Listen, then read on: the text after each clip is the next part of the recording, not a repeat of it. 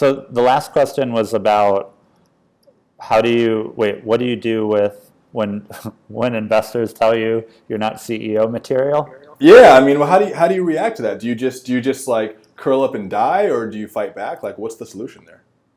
Well, I think what they wished is that I would have fought back, because that's the kind of person they wanted me to be at that moment. Look, I had sort of three phases. The one, just extreme fear. Like, are they right? And, is this something that I can fix? And then I had this kind of naive, this is where maybe I'm not outwardly always super aggressive.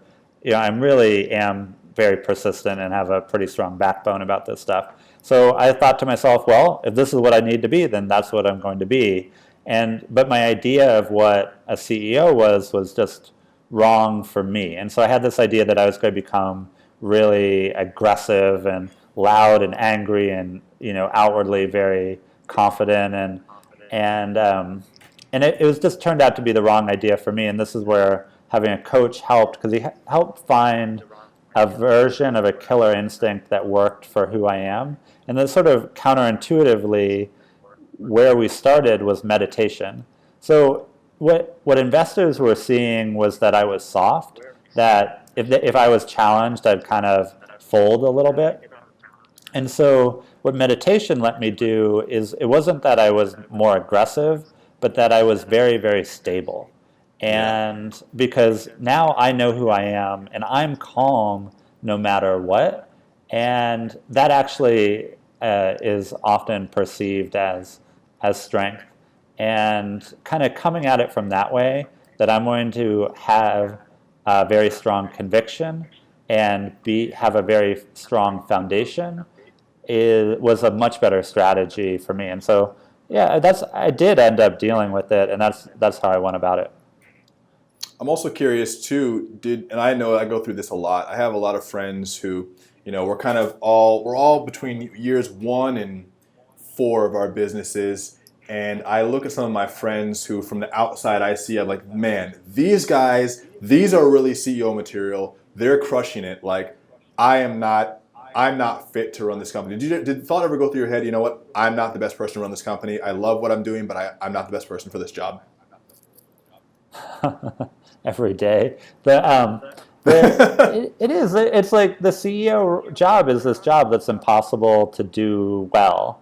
And I see two types of people do it. I see one type as sort of the pure hubris, who, like, they just seem not to even recognize how bad they are at their job. In a way, that's a virtue early on, because everyone's bad at it. And if you're constantly beating yourself up, then that slows you down. And then I see this other, maybe more experienced CEO who figured it out. And I think those CEOs are really effective, and they got there through thoughtfulness. And so, I had to find my own models for this, and I'm really lucky to have good models around me. Like, I didn't grow up working at Oracle, or else I would have thought I had to be like Larry Ellison, who's Yeah. like the prototypical aggressive CEO. The first startup I worked for was Evan Williams, at the right as we were putting Twitter together, and he's a very thoughtful, mindful entrepreneur who's been very successful at 3 different companies. And so I could see by watching him how much value there was in his style of leadership. And also, every style of leadership comes with pros and cons. And once you pick one and become good at it, you learn the good and the bad of it, and how to take advantage of the strengths and work around the weaknesses. I don't know if you've read Ben Horowitz's book. It's called The Hard Thing About Hard Things. Um, Yeah. yeah, it's a good book, and he talks about peacetime versus wartime CEO, and how you see these romanticized versions of, like, Steve Jobs yelling at people, screaming to get the work done, but then the same CEOs who can really fire you up in a crisis don't know how to maintain things in a period of peace when the growth just needs to be steady and consistent. And so it's not just one type of personality that can be a CEO, but I think, and correct me if I'm wrong, but I think that probably everybody, like you said in the beginning, probably sucks at it. Yeah. Oh, yeah. Well, if you define the beginning, not just the beginning of your career, but the beginning of the company, how could you possibly be good at that? Because your company is defined by unknowns. You don't know who your customers are. You don't know what your product is. You don't know how to describe anything. And so you're kind of, by definition, you're bad because your company is bad. And as your company mature, right?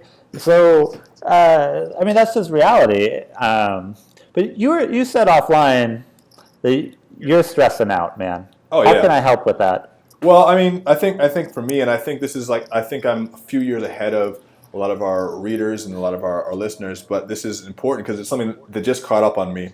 So, over the past few years, I've gone from hustler to CEO, right? So it started off as, me freelancing on the side and me kind of writing about my stuff, and gradually over the past few years we've gotten traction. So now, I'm published in every magazine on the planet. I got a major book deal. Our email list is huge. We have products out. And so now I had to make a choice last year. And the choice was, okay, do I continue to run this as a one-man operation, but I won't be able to really grow it any more that's already grown?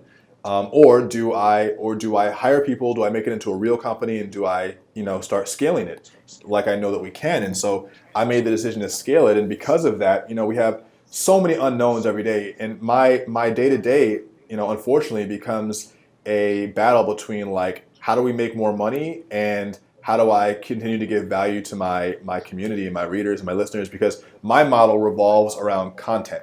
So, like, I have products and programs that are all digital products on different things you can learn and things you can do. But in between those pieces of content, we have to be selling, or in between those product launches, we have to be giving great content. So my day is a constant battle between those things we have to be doing. And we're always trying to get new money in, and I'm always learning new things, and and my bills now become more expensive. So it's just like everything I'm doing. I was explaining this to a friend of mine. Everything I'm doing is the first time I'm doing it. So let's say, for instance, we need to do a product launch, and there's a very specific way we want to launch it. And my team is like, okay, so how many emails do you think we should send? And what should the videos be like?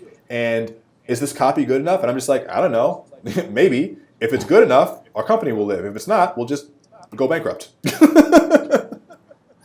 And so and the thing is, like, they look at me, and this, I'm not going to turn this into a whole therapy session. It's not going to become that. Yeah. They look at me like I have the answers, and I've made it this far with what I had. So what I had was personality. I know how to get online. People can pay attention to me, and I know how to sell stuff. Those are good skills for starting up. But now people are looking at me to make definitive decisions about, like, the direction of a company, hiring decisions, things like that. And they're just like, cool, Daniel, what's the plan? And I'm like, oh, I don't fucking know. Like, I don't know what's going to happen if I push this red button, because I've never pushed it before. So, and even the funny thing is too, like, we can make a lot of money, but seemingly our expenses are always going up. So it's just like, okay, we made $100,000 last month. Where's our money? Like, where'd the money go?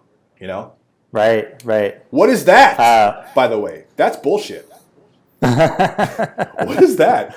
Like, we had our most successful month in December, and then, like, by January, I was like, oh my God, we need more money. All right, I'm riveted. Where is the money coming from? That's huge. That's a huge amount of money to make for a month. Where did it? Yeah, where are you getting this money? So, we have two flagship products. One is a course on freelancing, which is how I started this whole thing, and the other is a course on building an online information product. And then we have a couple little small courses, and we did a launch in December, which is why that revenue was there. And then various things came along. Like, I have a book that I'm working on, so we had to pay the book marketers, and then all these, we're running Facebook ads, so all those costs kind of go into the business. And by the time that we get down to January, we're like, okay, well, we have money in the bank, but it's not a situation like we're not in a situation where I can ever stop selling for a few months and we'll be good. Like, we always have to be selling something, otherwise the wheels don't just keep churning. Right. So these courses, where are the people finding them? That's what you're selling Facebook ads for? Yeah, Facebook. People mostly find us through Facebook ads or social media, which is our biggest platform is Instagram. Almost 200,000 followers on Instagram. pretty big email list now as well. Generally, pretty good visibility, and we're everywhere from Time to Inc. to Forbes. So we have really good visibility, and people find their way to our funnels through various articles that we write, and then they get kind of into our system that way. Oh, that's huge. Yeah. But then, I mean, what you're saying too is then you just like keep reinvesting that money back in, right? It's like, would you have made more of a profit if you weren't marketing a book, right? Oh, for sure, yeah. The book market was expensive as hell. Right.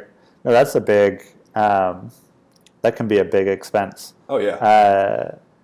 Yeah, I mean, but what you're describing is everyone goes through this.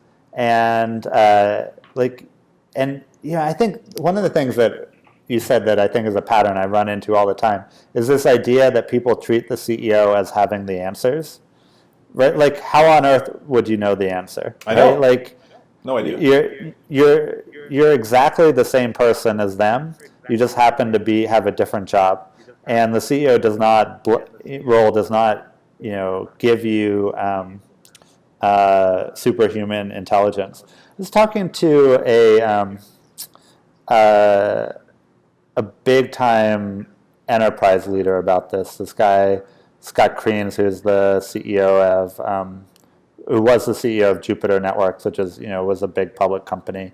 Now I think the chairman and kind of retired. But he was saying when he's coaching leaders, that one of the hardest things for them to do is just to admit to their staff that they don't have the answers. And I've really embraced that, because the funny thing is it takes more than just admitting. You kind of have to scream it at them. You really have to, it takes a lot to get it through their head that sometimes they're going to have to come up with a solution, and their solution, even if it's wrong, it's better than whatever wrong-headed solution I was going to come up with. And that's a lot of I think the transition, you skipped a transition. So in a typical career, you're an individual contributor, then you're a supervisor of individual contributors, and often in that world, you do know exactly what your staff should be doing. Because you're in a mature company, and so you're giving very directive feedback, and then you move up a level. And that's the level you're at, where your job is to solve the unknown with the staff, which kind of implies that it's your staff's job to solve the unknown, and how you manage them ends up being different, because you don't want to be making all the decisions because you don't have the time or the information to make those decisions well. So you need to start thinking about principles. So this is actually a Peter Drucker thing, that it's a myth that a CEO should be judged on how many decisions they make and how rapidly. And that actually the better way to do it is anytime someone asks you for a decision, you respond by giving them the principle by which they can make the decision for themselves. And that's so kind of that them. You have, right, it is empowering them and teaching them at the same time. The thing that makes it hard, though, is that you're not born knowing what principles should be guiding decision making. And right? And that's kind of your job, both, you'll have principles over time that are kind of evergreen, that are your core principles no matter what company you are running. And then you're going to have principles that are specific to this company. And you have to build those up with experience. But I think that that's one of my core jobs, is to define the principles that the company should run on. And just to give an example, because we write a lot of software, I'm a big believer in rapid incremental development. And that's not how Apple does it. Apple does a lot of upfront design, and then they build the thing. And so I know that there's more than one way to do it, but the principle for me is that we should build the simplest possible thing and get it in people's hands, and then revise it based on the reality of how people use it, rather than guess on how people are going to use it and then build some giant thing and then find out that we need to course correct. I'd rather course correct much earlier. So that's my principle, and because of that, the company built up all of this infrastructure. Like we have a continuous deployment system, so that when people check in code, that gets pushed to production right away. How we plan, like a lot of infrastructure got built into the company because of that principle. And all I have to just know is like, well, that's the principle that I'm always going to insist on. Yeah, and I suppose if the company is based I don't know, is that helpful at all for you? No, I mean, it's super helpful, and I think that one of the things I'm finding, and I think beginning CEOs will find, is that you have to establish those principles first, right? So you have the principles that the company will be based on, the pillars, the core, as you should say, and every company is going to have different pillars, different core ideologies, but it still takes a while to figure out what those core ideologies are going to be, right? Right, it does. Have you been following what's going on at the startup Zenefits? Zen Habits. No, not Zen Habits. Zenefits. They're like a benefit startup. Yeah. I see their ads all over Zenefits. I see their ads all over my Facebook newsfeed. I haven't clicked yet. Oh, but you haven't seen that they just fired their CEO. All right. No. So let me just tell you this story because I think it's pretty funny. So they had a really aggressive CEO who just did an amazing job at building the company in a way that let it grow. But he cut a ton of corners, and turns out they're in a highly regulated industry, and because of that, like they were going to start getting in trouble with the law. Like maybe people were going to go to jail even. And so that's just not acceptable. It's like, good job, pat on the back for proving that this can be a big company and getting it to a scale, but now you're going to have to be fired because there's just no other way, and we're going to have to change our whole culture. So they brought in a great CEO behind him, and the letter that the CEO wrote to the staff ended up getting leaked. And what I loved about the letter is that he said, he kind of said like why things were changing, and then he said, here are the new values of the company starting today. And he didn't dick around about it at all. Just like right in, like we have to change, these are the new principles, and we're not going to have like a big debate about it because like that's not the point, right? And I thought like that is kind of the job of the CEO, is like the principles are sort of cover the unknown quantities of the company, where there's always multiple ways of doing things, and they have their own pros and cons. And if you don't have a principle, then the company can't move forward, doesn't know how to make a decision. And I just thought that was an example recently of a CEO who came in and really articulated the principles of the company very quickly and very firmly.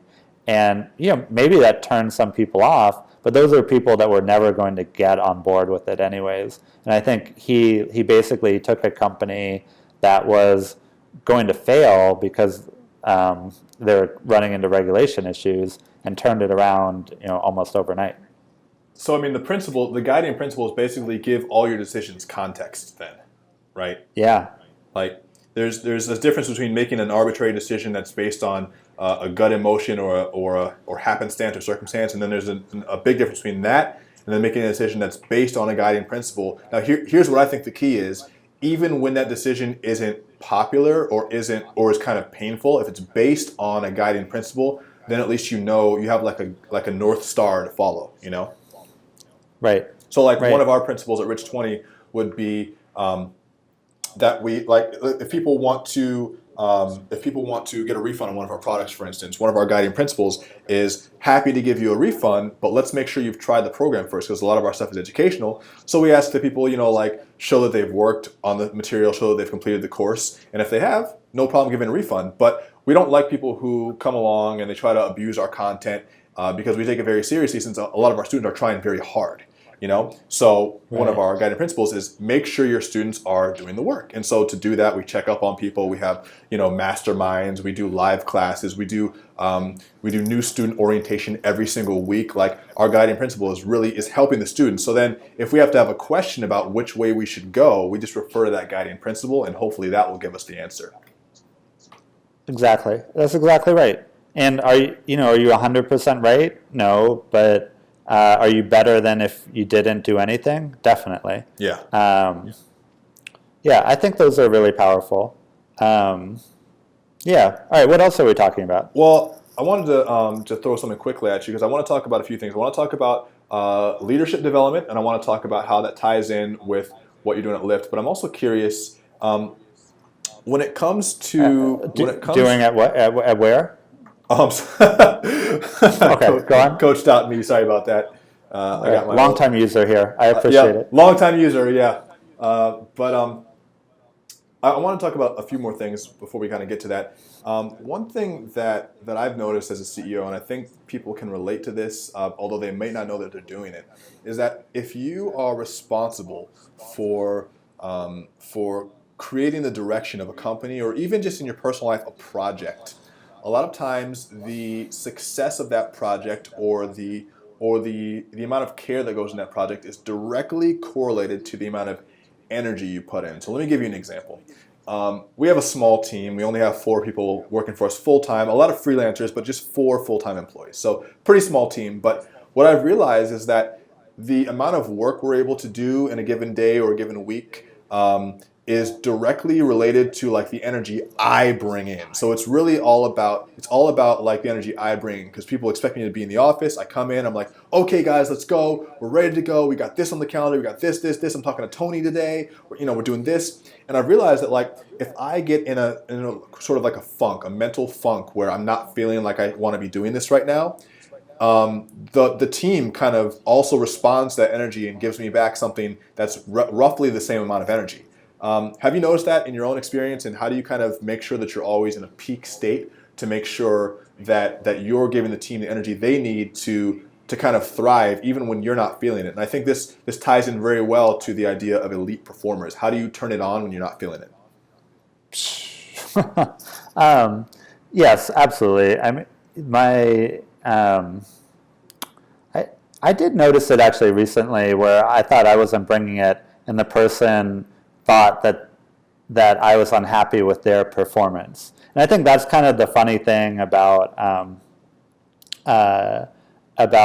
your behavior, is that people internalize it. Like they're almost like, everyone's always a little bit narcissistic, and so like when you're not bringing it, somehow they think that's about them. Yeah. And so it gets interpreted in these really weird ways. I was like, no, there was a really simple, we had a really hard 6-month slog at the end of 2015 to kind of put the finishing touches on a really serious, reboot of the company. And there was a lot going on. It was really stressful. And so as I noticed my energy went down for a couple of weeks, I was like, well, of course it went down. And I actually kind of embraced it. One of our advisors, Buster Benson, introduced me to this idea around leisure. Most people, when they're feeling lazy, there's a lot of guilt around it. And he said, well, what if you flip that around and really embraced leisure? What would that look like? And he said, it'll look like a cat.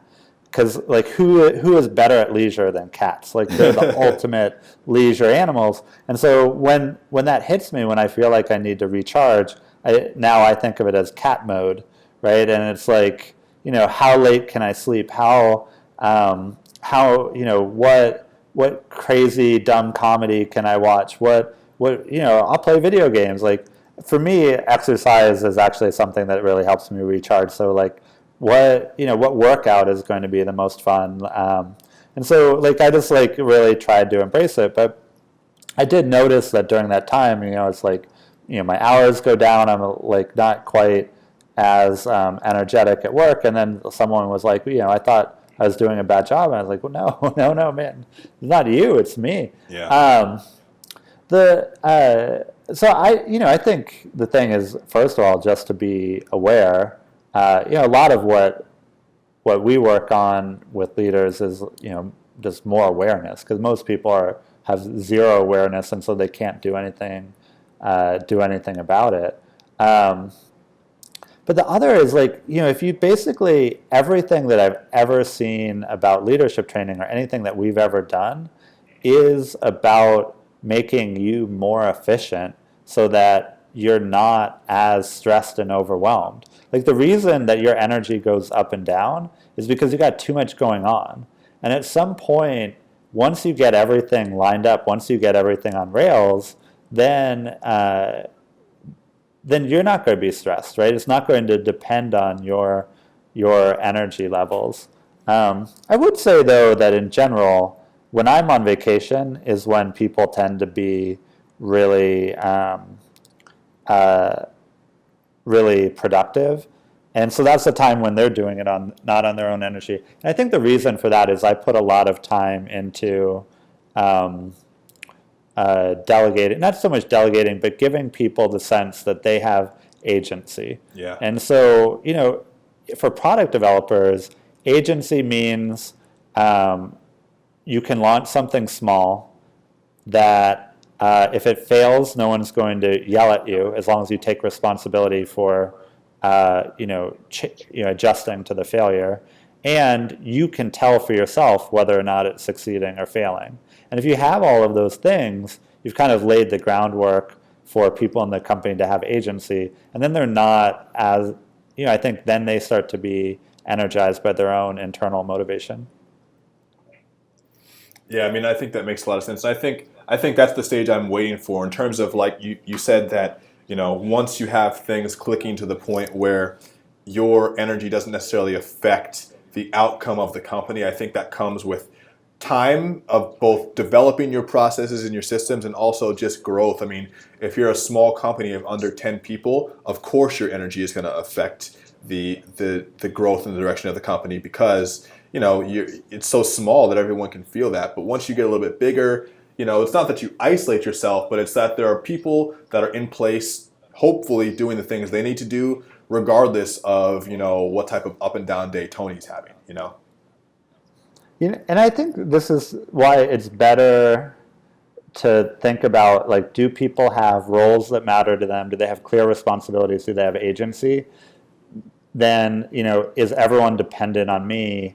Is there so many ways that can go wrong? I just heard the other day that a really successful CEO that we work with, I won't name him, but very successful, almost one of the most successful that we've ever worked with.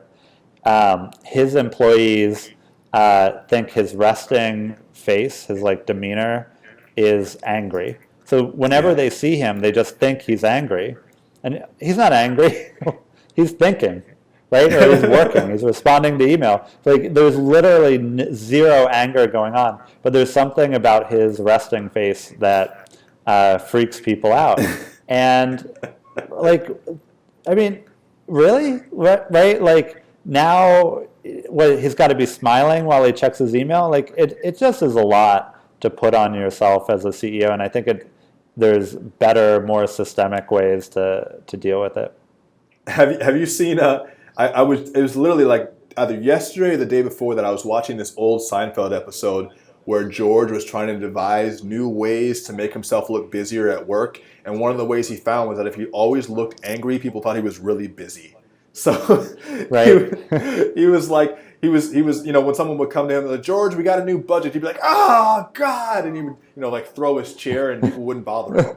Kind of like that. But yeah, or with guys, what we call that if a girl looks like she's not going to be very nice before you go up and talk to her, we call that a resting bitch face. If you have a resting bitch face, it means that you just look mean before I even talk to you. It is. I've heard that phrase, and it turns out to be non-gendered, that it can be applied to men and women. It turns out men can have resting bitch face too, and that's what the CEO has. I don't know. Maybe he can get Botox that makes it look like he's always smiling. Whatever. I think he should ignore it. He's got if your starting position is that the CEO job is a job that's impossible to do perfectly, then your job, your self-improvement plan is not to fix everything. It's to fix the highest priority things one at a time, and sort of this never-ending ladder of excellence. But you never actually reach perfection. So, my advice to him is keep his resting bitch face and solve these other bigger problems in the company. I know. So one thing I'm super curious about, and I think this is a perfect. I think one thing I'm super curious about, and I think this is a great transition. And I usually never do this, but I had to while you're talking. I checked out Coach.me. I haven't been there in a few months because as you're talking, I'm like, oh man, I need to get back on like a program where someone is helping me to figure some of this stuff out.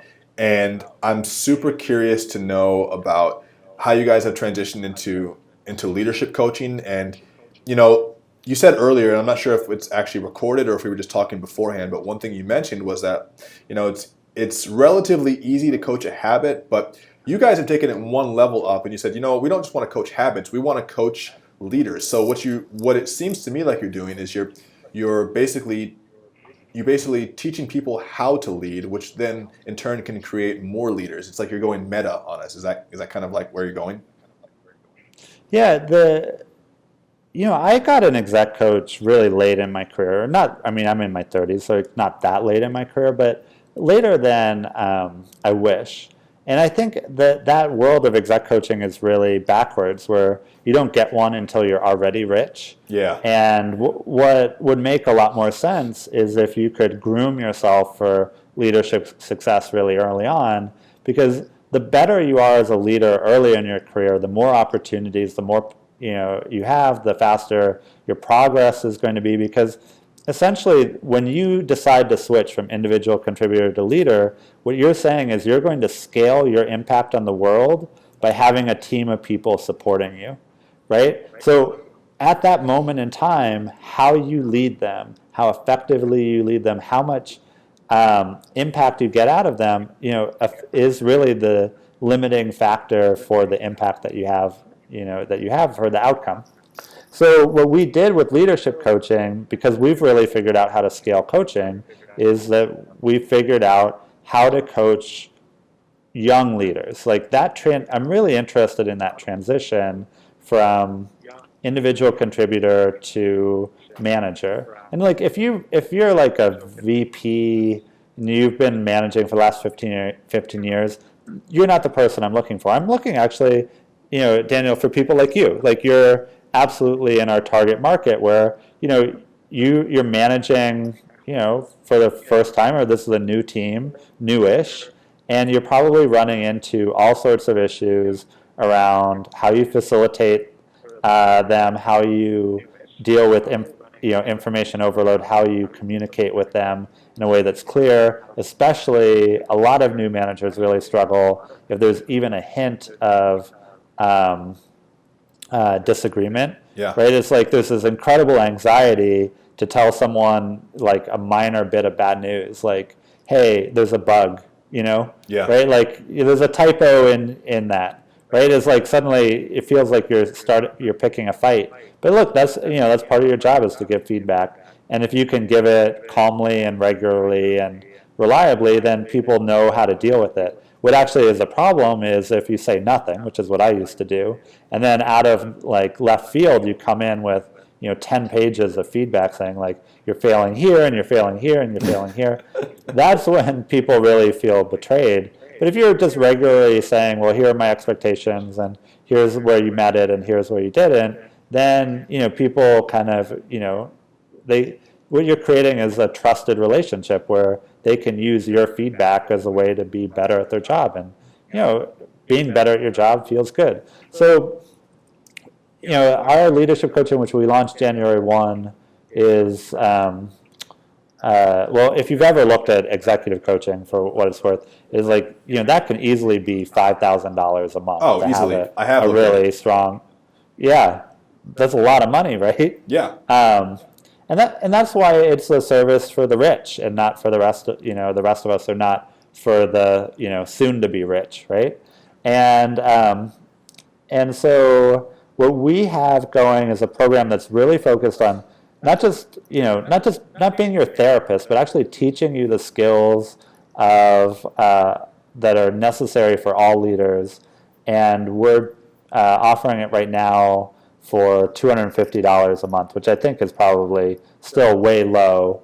But pricing is something you always figure out. But regardless, it's definitely the kind of affordable access to amazing leadership coaching that just wasn't possible before.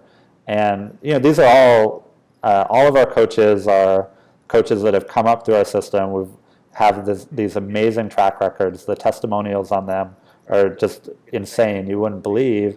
And they're not just they're not talking out of their ass. This is something that's really important, is that all of our coaches have personal experience. So our leadership coaches are, for the most part, C-level people coaching in their spare time. So you could have a CEO, you could have a CTO, a COO, a senior salesperson coaching you. And I think, we were talking offline, is there a more impactful thing you could do for your career right now? And I really don't think so. Well, I got to tell you, and I can confirm that you are onto something, because the number one question I get, all of the top 3 questions I get, one of them is, can you mentor me, right? I need a mentor. I need some, and I think what people are really looking for is they're looking for guidance. Now, a lot of people that ask me that they're not CEOs, and so they're just starting off. But I think what I want to highlight here for anyone who's listening is that it's really important that you don't wait until you're in a crisis to have someone show you kind of the way. A lot of times we think that we have to make mistakes in order to learn, but you can learn from other people's mistakes too, right? Right. You don't need to wait to do everything yourself. Go ahead. Well, I think what you're saying is actually so relevant and important that there is this sort of fail fast mindset, because there is nothing wrong with failing, right? But there's also nothing wrong with not failing, right? That, it would be nice. A crisis is to be avoided. It's not. The value isn't in failing, it's in learning from that failure not to fail in that way again. And so if you could cut out the failing and just learn how to avoid failure, that's a lot of what a coach can do. And that's what we were talking about earlier about as your company matures, you have fewer crises because you learn how to deal with them. Although in truth, a lot of people who do hire leadership coaches, the impulse is heck, I'm in a disaster again. How do I really got to do something about it. So if you are in crisis, don't hesitate, because it's pretty common. Even me, I think I've been a CEO now for 9 going on 10 years, and I still end up in total disasters, practically every week. Although getting better. Welcome to our wonderful world. What isn't part of the value of having a coach, having someone who's objective and who's a third party who's objective, but who also, since you're paying them, you don't necessarily feel bad. It's not necessarily that you want to emotionally dump on them, but you want to have someone outside of obviously your employees. You can't really dump your employees this stuff. Your family and your friends, they're going to hear enough of it anyway, but you can't really always tell them your problems that you're having. Isn't one of the benefits of having an executive coach someone who can give you objective feedback, but who's also kind of there to take some of that burden of just talking about it off of your shoulders? Yeah, absolutely. That's a big part of it.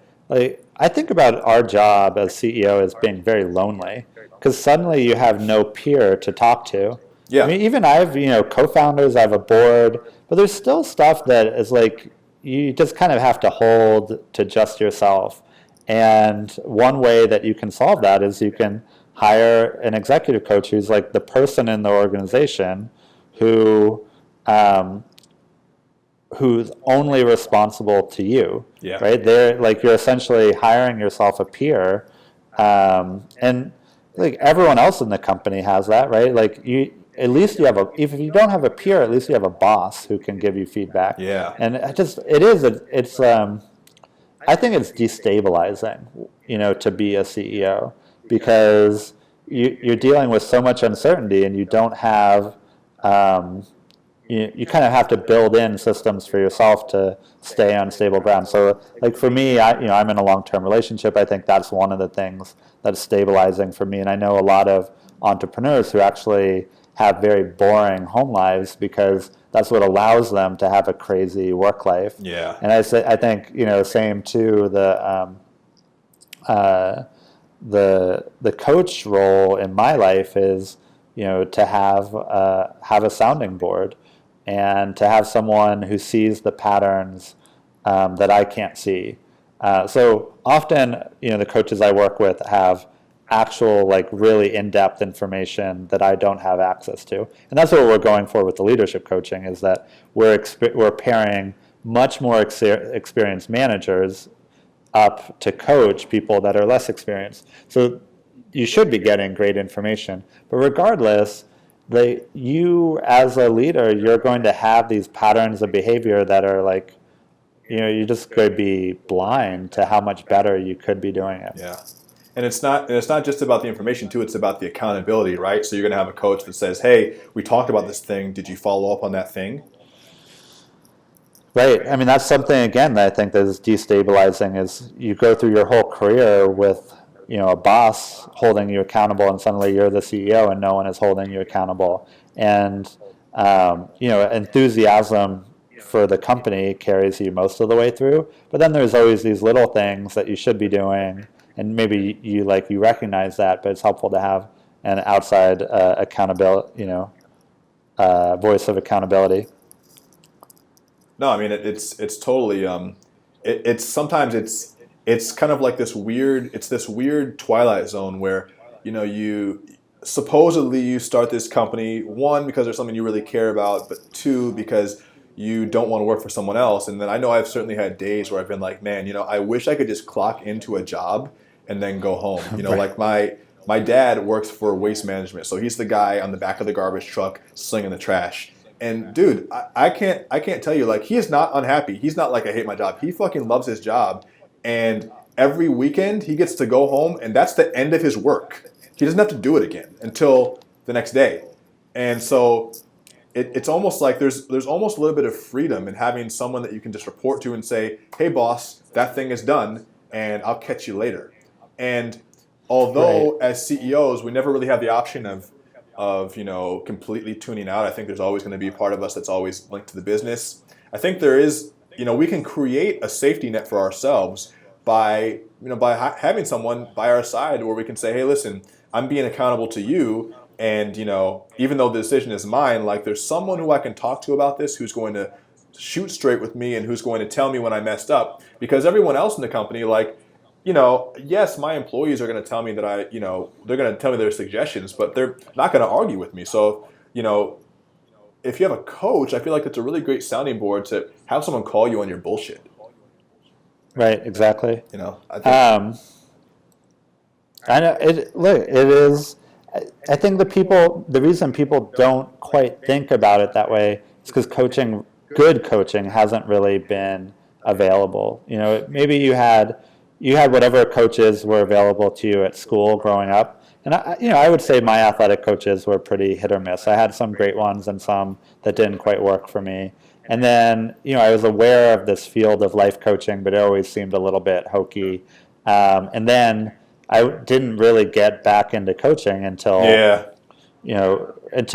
literally a billionaire friend of mine said, hey, I want to invest in your company and I want you to be successful. So can I also pay for you to use my executive coach? And I was like, well, I mean, this executive coach is good enough for this guy, then it's definitely going to be good enough for me. And that's when I saw, what coaching really could be like. And that's what we're trying to do with Coach.me is, when we brought coaching online, we could start to pick out the great coaches from the merely good coaches, and then obviously the bad coaches, we try to blackball. We send letters to all their family saying that they're terrible people and should be thrown out of society. But there's a difference between the good and the great, and we're constantly on the lookout for more great coaches because if you can get access to a great coach, it's life changing. It's absolutely the most effective thing you can do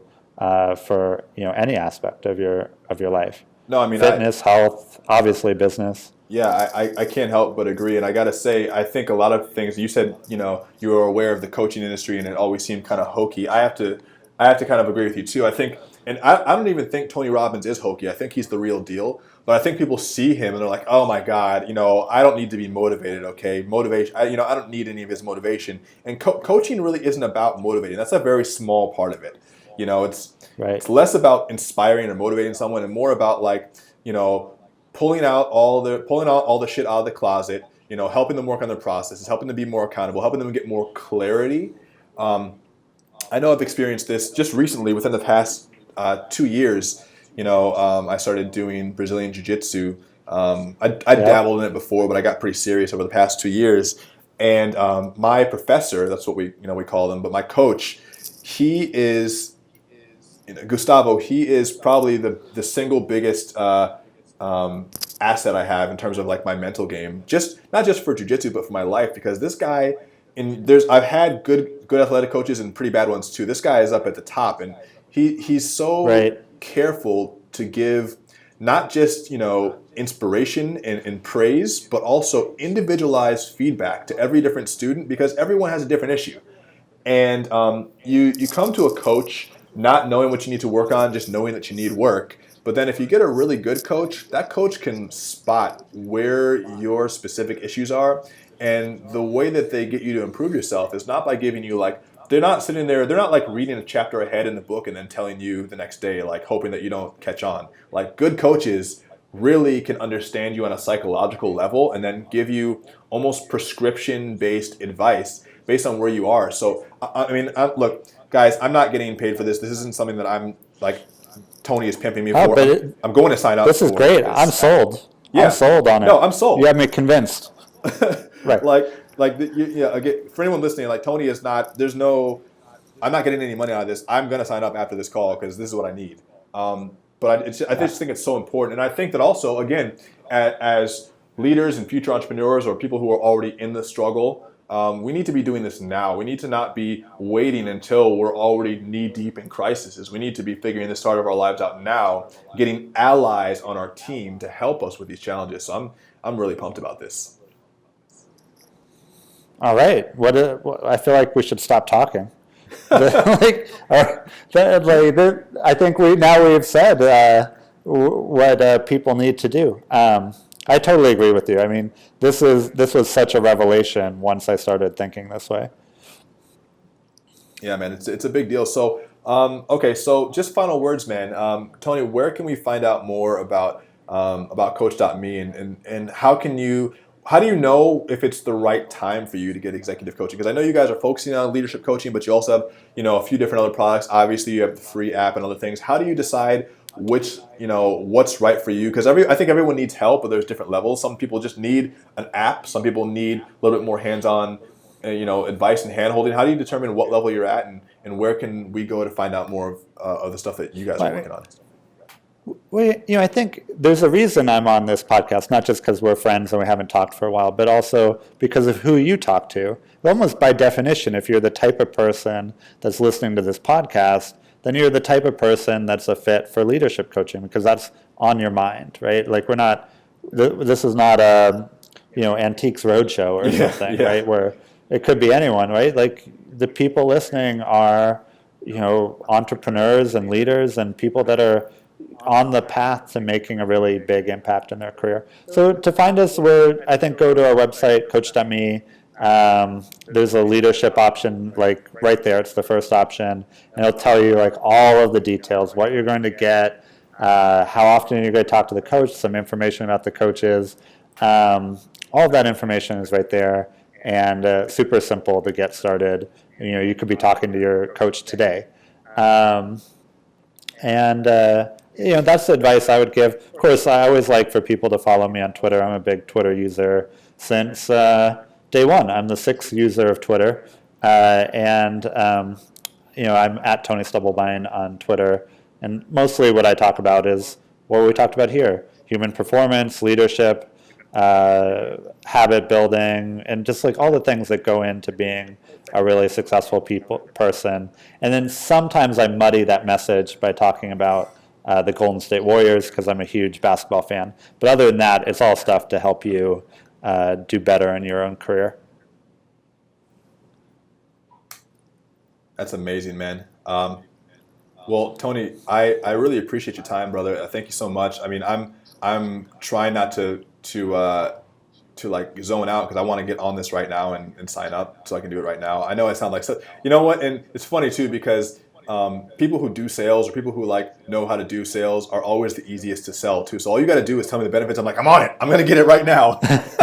Right. So, right. Like I write copy for a living to make money, and if you have a good piece of copywriting, I buy it every time, even if I know what's happening. But Right. This is something I've been looking for a while. So I hope that our readers got a lot of value out of this. If only to understand the fact that you need help in this area. And you know, Coach.me is a great option. We've made it, you know, or Tony's made it affordable. But more than that, just understanding that you don't have to go through this alone. Sometimes it starts off as just reading great books and getting other opinions, and then you graduate to getting people to actually help you come in and physically do it. But Right. either way, thank you so much, Tony, and I appreciate you, man. All right, Daniel. Man, it's the Mutual Appreciation Society here. Super big fan of your work. Thank you for having me. Thank you, man. Talk soon.